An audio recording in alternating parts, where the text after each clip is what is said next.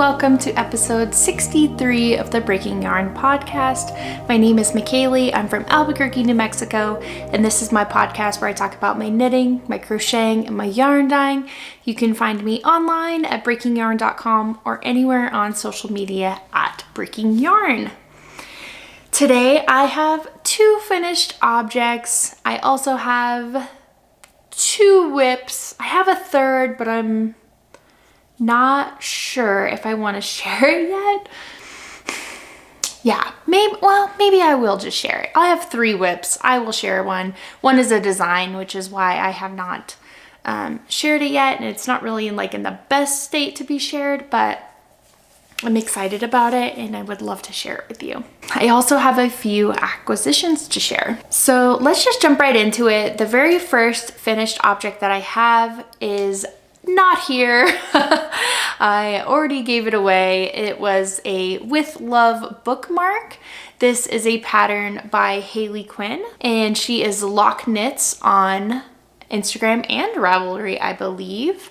It's a free pattern, and it's just a quick little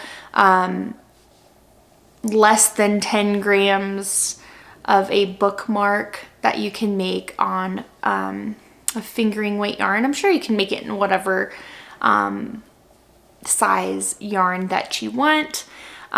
So the yarn that I used was unknown to me. I'm not sure who the dyer is. It was gifted to me in my holiday swap box by Christina, Crafty Christina, and she also has a channel here on YouTube. I will link that down below for her in case you want to check it out. And for the tassel part, I just attached, so I used the tail string that was already there, and then I just attached a few more strands of yarn so that I could make a braid. And now that I think about it, it would be really cool to do I don't know if it's called, I don't think it's macrame, but you know, used to be able to make friendship bracelets, and you just needed one yarn in the middle and then you have the side ones, and this is the way you tie it and it makes like a spiral or something. I'm thinking I might want to try that on my next one. I think that would be really fun. This is the 3rd bookmark that I have made with this pattern from Haley Quinn, and I love it. It's very fun, very quick. I think the whole thing took me about an hour and a half. And then you definitely need to wet block it so that it is not curled up, because while you're knitting it, the sides kind of fold in on itself. And so if you don't wet block it, then it'll be kind of wonky. But I gave that to my daughter's teacher. It was her birthday and she loves to read. So I figured that would be a good little gift to give her, in addition to some other things, but I just something that would be a little bit more personal. My second finished object is from the Playful Palette collection from Julie Ann Knitter. I made this little hat. This is a child size hat, and I knit this up over a weekend, so it was very quick, and it has nice decreases on the top. I don't know if you can see that. But I used, since I won, remember, I think it was a couple episodes back, I shared that I won a giveaway on Instagram, which never seems to happen, but it was for Julianne's Playful Palette collection. So she sent me all of those patterns, and I also got a $50 gift card to Knit Picks. So I guess technically this is part of acquisitions too, because I used my gift card to get yarn to make little hats like this.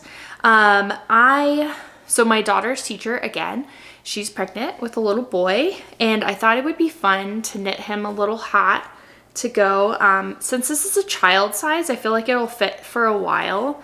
It could probably fit a newborn, and then it will also fit like a toddler. So that's why I chose to do this pattern for that.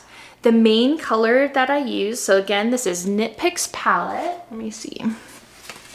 So it's Knit Picks Palette.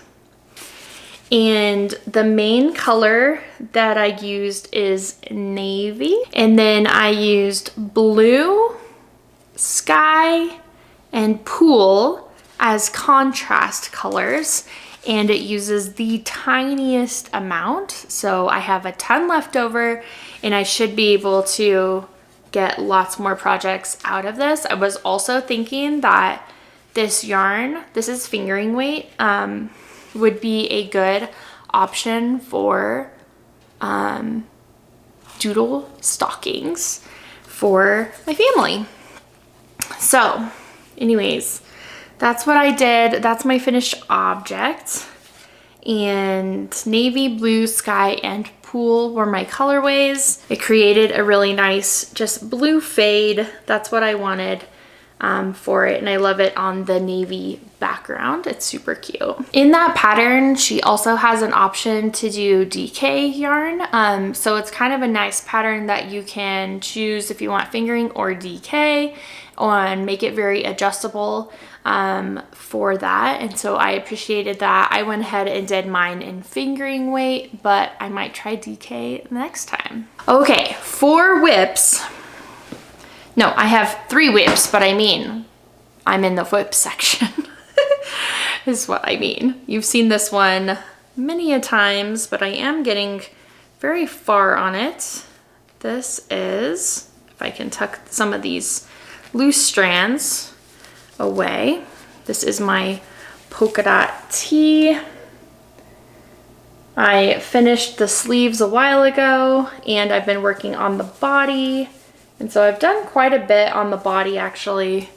And I might actually be getting close to being done. So I'll need to look at the pattern again to see how close or what the measurements need to be for it to go down. I probably want mine to be maybe slightly longer than what the pattern says, just to make sure that I have enough to cover everything. So this is the Polka Dot Tee. I've showed it a few times here on the podcast. This is a pattern by LA Knits Apparel, and this is a Lion brand kit on their website. I will link it down below in case you are interested in making one of your own. It uses Pima cotton, which is 100% cotton, and my colorway is Dragonfly. And I have enjoyed working with this yarn. It is very soft. And I also think this is gonna be a very nice top for the summer, spring, summer, any transitional weather periods, maybe even in the fall. I feel like this will be a really nice blend for cooler weather. Hotter weather? Hotter weather. I was like, wait, cooler weather? No, hotter weather. Hotter weather. Oh, hotter weather. Let's say that 5 times fast. That's hard. Hotter weather, hotter weather. Anyways, yeah, so I'll link that down below in case you are interested in knitting your own. I believe I'm making the extra large size, and I think it came with 6 skeins for that. This next whip, I'm super excited to share with you because I talked about it last episode, but I finally started it and I'm excited with my progress. I'm all tangled up here. Okay. Sorry, maybe I should find a different way to store this, but I started my Briochex pattern. This is a brioche hexagon. It's a pattern from Leslie Ann Robinson. She is Knit Graffiti on Instagram and her pattern's under the same name. This is my Adventurely Mal project. You use 2 minis. So this is what I have left of the main color mini. So I didn't use all of it. I left it attached only because I didn't want to figure out how much I needed to save for sewing it together. This is going to be a blanket. I don't know if I said that. So this is going to be a blanket. It's called Briochex. Or I was wondering when I was typing it, is like Briochex? Briochex or like brioche hex, you know what I mean? Because like brioche, the way that it's spelled, has hex in it. or like when you add the X, it's like Briochex. It could be like, I don't know.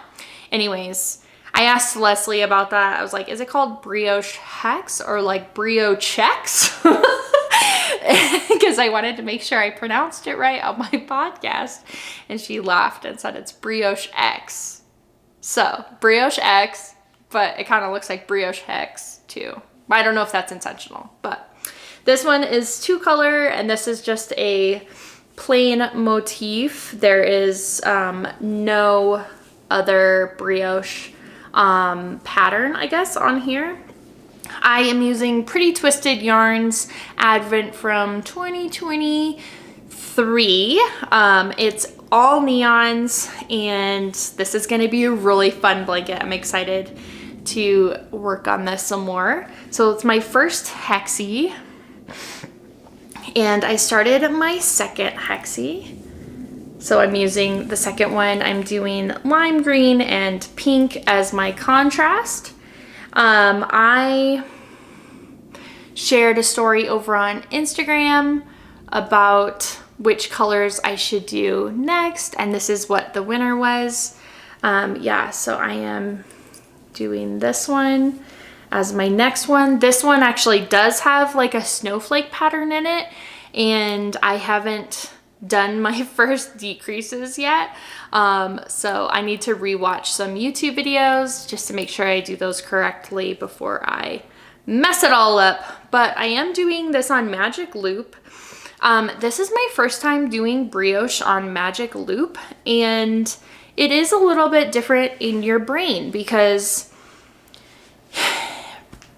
in normal Magic Loop, at least for me, I pull the yarn up through the middle and over that back needle so that when I pull it, it's not wrapping itself around the needle creating a stitch, right?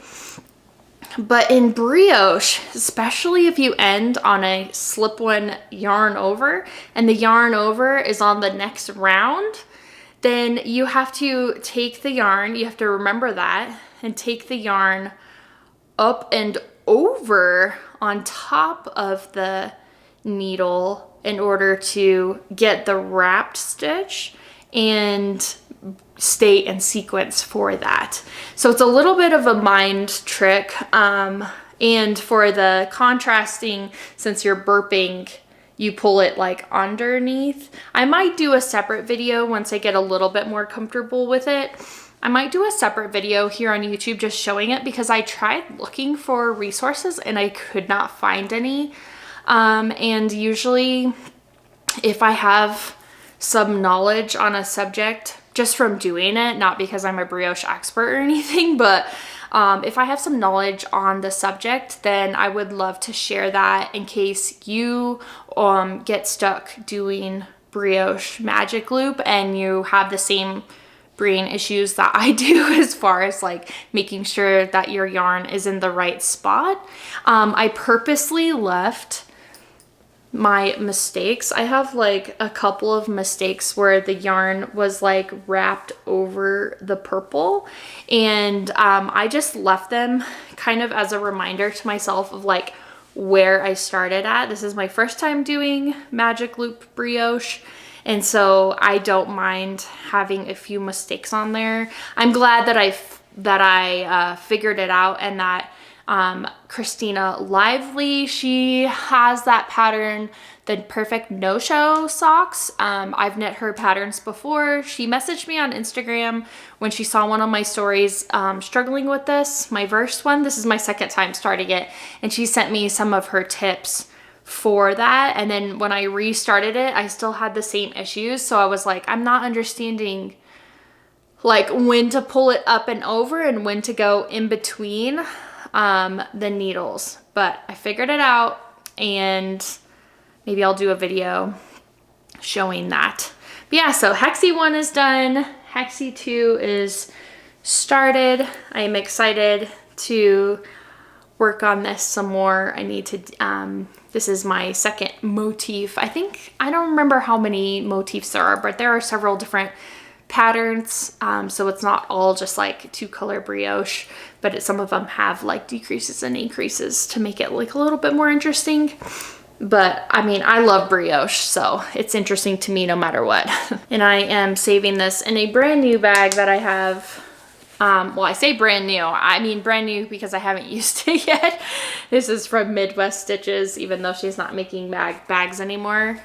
This is a Valentine's bag, and I just thought it was super cute that it says love on it. It's black, white, and then surprise pink. I love it.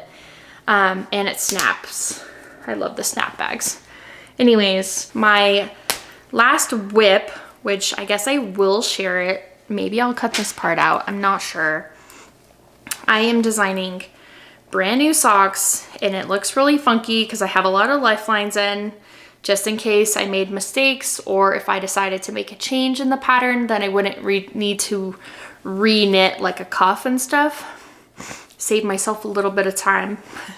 And maybe it's a designing tip for you, that if you are designing something and you think you have what you think you want and you put a lifeline, just in case it doesn't turn out the way that you think it should, then you can rip back without having to redo common sections like a cuff is not gonna change probably. So these are brand new socks. I'm working on the pattern for this and obviously knitting up the first one, but this is gonna be crystal meth socks. And I am obsessed with these. I am obsessed. Okay, so I did a German twisted cast on because there's connections to Germans in the show Breaking Bad, and that's how I design my stuff. And then it has, so these are like little diamonds, but I just love the way that it like shrinks up to look like crystal meth on a tray. I'll insert a picture here. Obsessed. That is just like a bonus.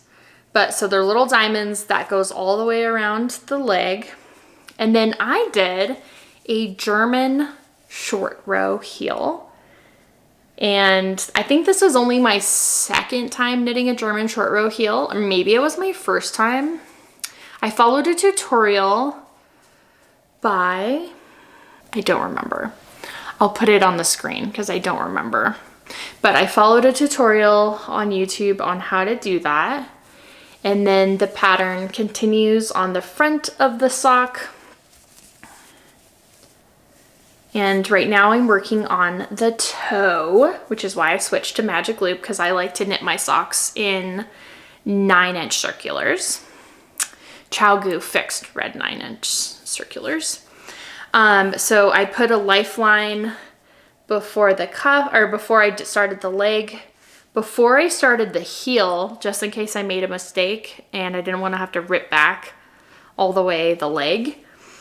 And then I also inserted a lifeline before I started my toe, just in case I didn't like the star toe in this.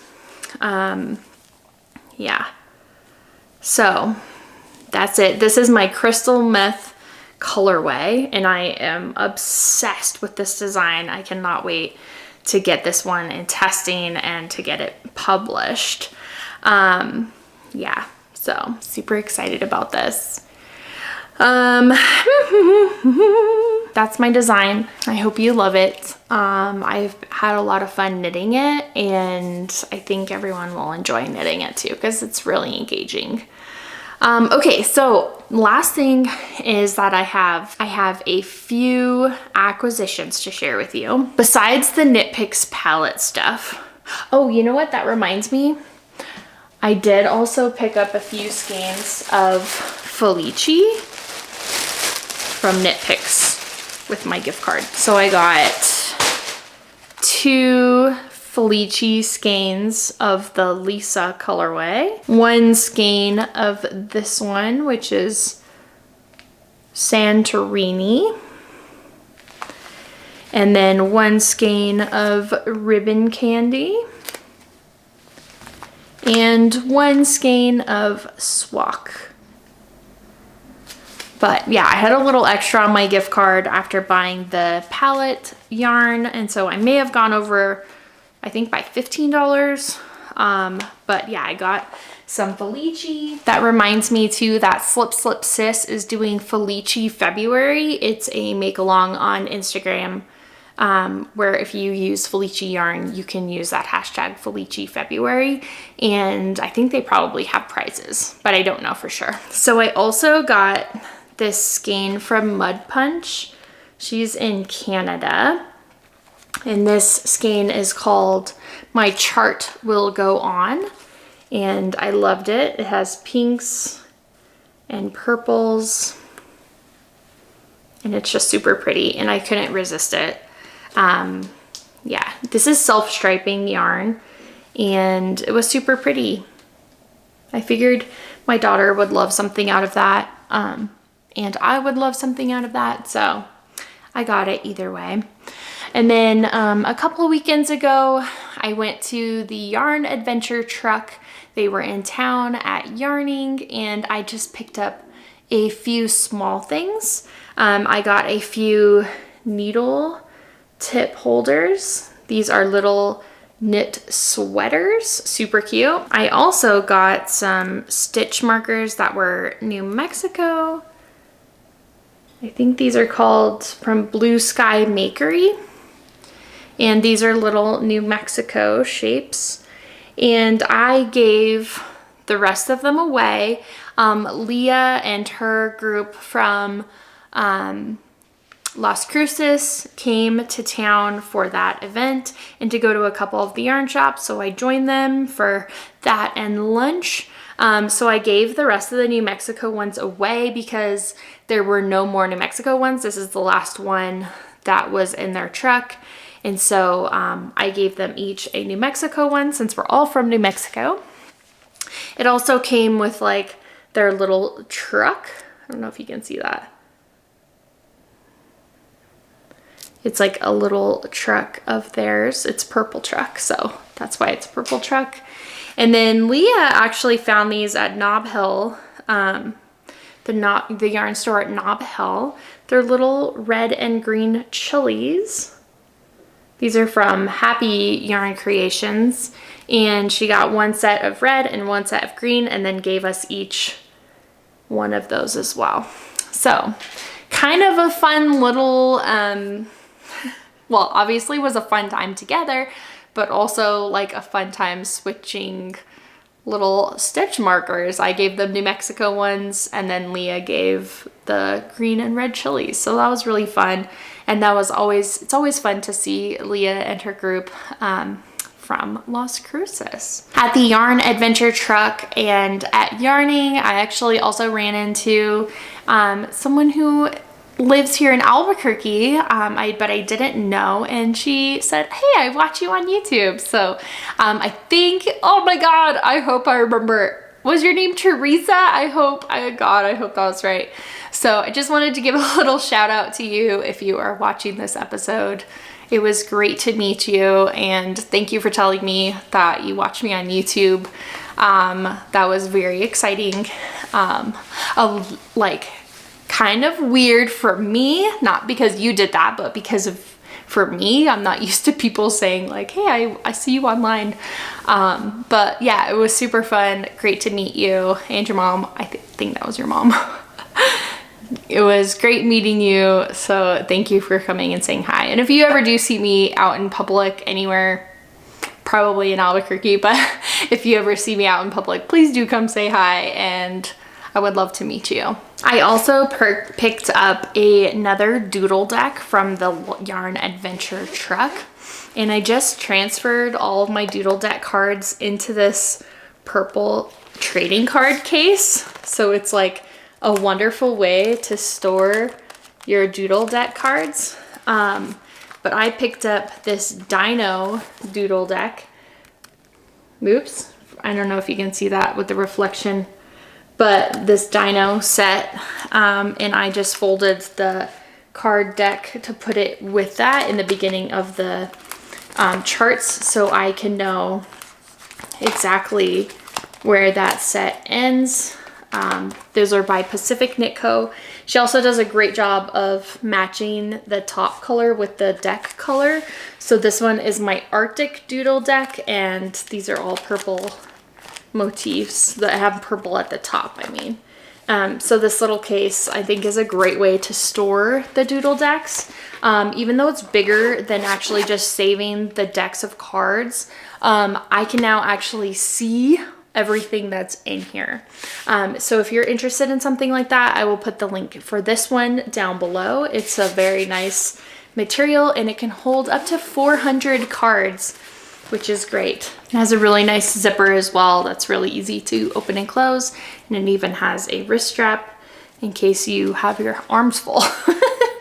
I think that's it for episode 63 of the Breaking Yarn podcast. Thank you so much for joining me. Thanks for watching. Have a wonderful day, a wonderful week, and I'll see you next time. Bye!